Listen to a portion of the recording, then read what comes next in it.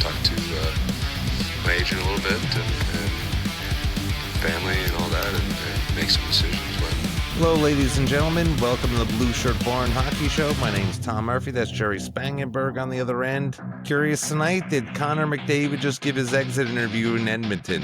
We'll have to see about that. Could a McDavid trade help him win a cup?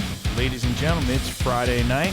Grab a beer, toast it up, and stay tuned, because we're going to get right. Real quick, I mean, before we get into the McDavid thing, I mean, Rangers made a minor move today. Maybe not a minor move. Matthew Robertson signed a 2-year deal. He's been in the organization for a couple of years now. Never really got a real chance. Bigger body, bigger defenseman. Played in the WHL, so we'll see where that goes. Maybe he can earn a roster spot. You know, obviously their defense needs a lot of work, so we'll see where that goes. And obviously a lot of trade speculation about the Rangers with Keandre Miller and some of Zach Jones, maybe both on the move. We don't know. I mean, see where that goes. It's coming. Oh, Keandre Miller's definitely gone. It's coming. Zach Jones, not sure yet, but we'll see where that happens. And Connor McDavid gave an interview speech. Yeah, I mean, I don't know. Like, you know, I'm kind of thinking like you need to give this a couple weeks for everything to settle down, but you know, people are already running rampant with it. Like, he's going here, he's going there. He's like, all right. It's like 2 days after the game. Like, just let everyone decompress for a week or two. You know what I mean? Like, yeah. I'm sure he's upset. And, you know, I'm really curious. Would he say take less if he joined, like, say, a team like Toronto or somebody like that, where he could, like, form, like, a super team almost, and like the NBA does, like the Celtics did it years ago, the Miami Heat have done it, like, where he takes a little less and goes somewhere else and, like, to play against Florida, because I don't know. I don't see it happening in Edmonton with their goaltending, like, but, no. You know, we'll see. Those number 2 goaltenders, like you said, they're not going to cut it. You need a bigger goaltender in there and a better defense in front of him. And you knew as soon as they pulled Skinner in that game and they put the other guy in and then they lit him up the next game, it was like, you knew it was over. Like, because you go back to Skinner, like, his mind is messed up now because he got pulled. And I'm not saying he didn't deserve to get pulled, but, like, it's... I said it a few videos ago, that Connor McDavid, after being to the finals 2 years in a row and getting bounced 2 years in a row, I'm going to want out of there. I'm going to want to go somewhere else. And you said it, he's worried about his brand and he's very serious about everything. And he knows he's not going to win it in Edmonton. That's why he said what he said. And I'm telling you, everybody, they said, Drury, start clearing the cap space now. Everyone's going to start clearing the cap space because... But that's the thing, too, with his brand and with his marketing and all this kind of stuff. Like, does he want to play in a major market? Like, does he, you know, want to go to an LA or New York or someplace like that? Like, I don't know. Like, he comes to New York, he can brand himself for sure, because I would say Toronto or New York are probably the best places to brand himself right now. And I know Toronto's a little bit more farther than New York is. Because I know if he went to Toronto, they were already pretty close to winning a cup. And nothing for nothing, Toronto did take them to 7 games. I mean, they played well against Florida. Like, they're obviously, you're going to lose Marner in the offseason, but if you could replace him with him, like, that's a big upgrade. You bring a Connor McDavid in there, that means Austin Matthews or Connor McDavid is going to be open at some point. Somebody's not going to be covered. You know, I'm just saying.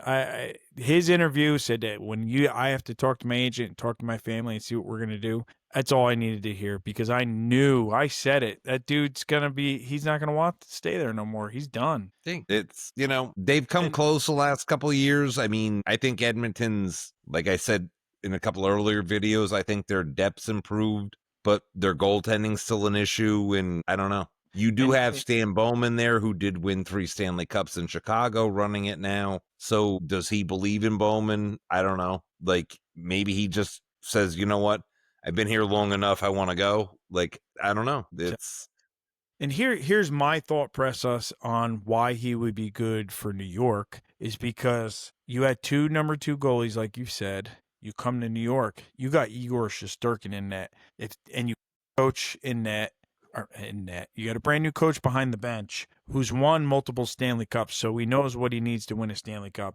You build a good defense in front of Shesterkin. You've already got Connor McDavid, you got JT Miller, you got Panarin, and who knows what they have to move in order for that point to get him in there, because something you're going to need some more cap space than what you have. Oh, yeah. It could be a Lafreniere go. It could be Panarin go. Who knows?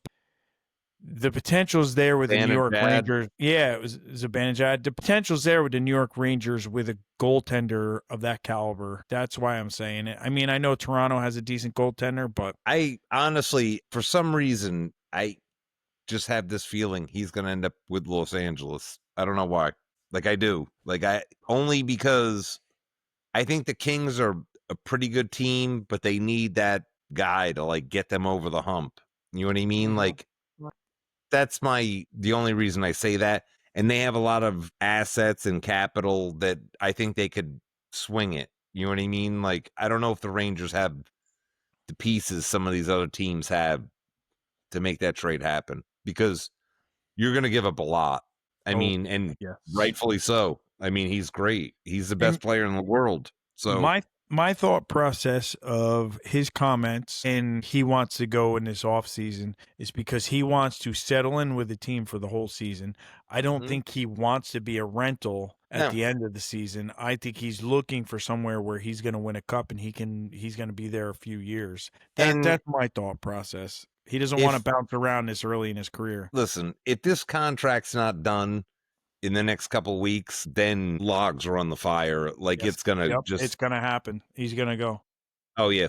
It's going to be another Jacob Trouba in the making if it doesn't. Yeah. Like, you'll have this hanging over you all season long. Like, it'll be like, when's he signed? Is he signed? Is he not signed? Like, and then if they keep him for the whole season and he hits free agency and he walks away and they get nothing out of it, it's the dumbest move that team for a will generational ever make. talent like him. Like, my God.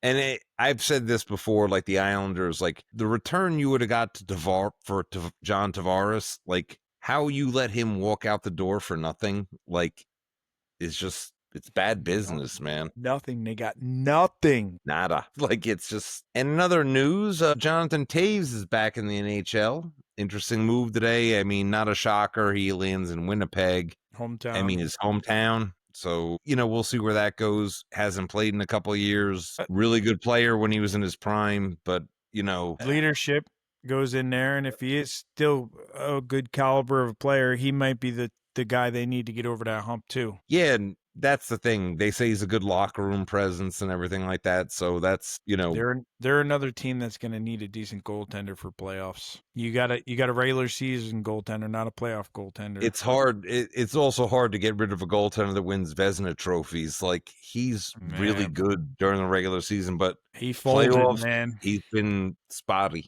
You know what I mean? Like, he just in the playoffs. Yeah.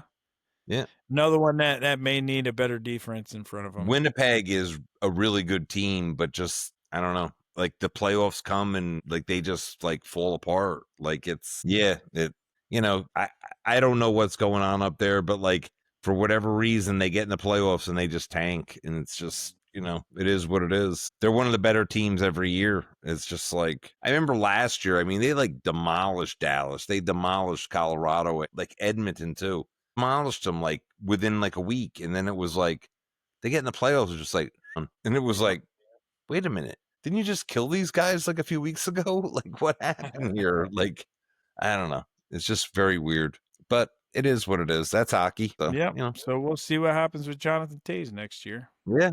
Hey, you know what? He's a good guy and I'm rooting for him. Hopefully, he can make a comeback, but I mean, 2 years out, it's a long road. You know what I mean?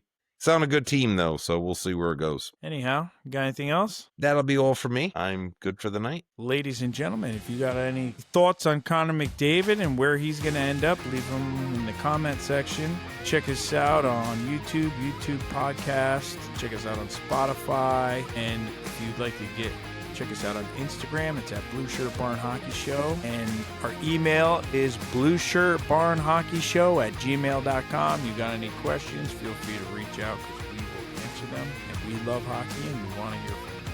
So enjoy your weekend and have a cold one. Thank you very much. Have a great night, everyone. That was good.